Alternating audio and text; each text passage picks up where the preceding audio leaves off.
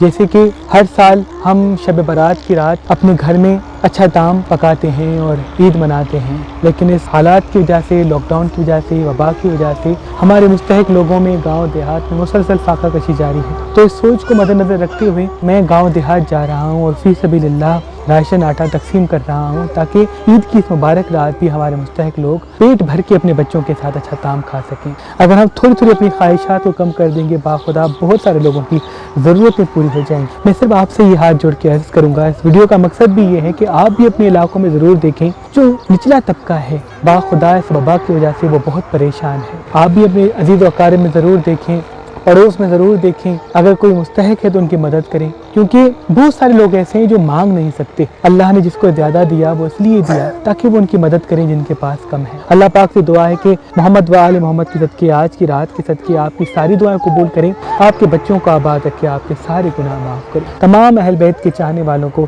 شب برات کی مبارکباد عرض کرتا ہوں۔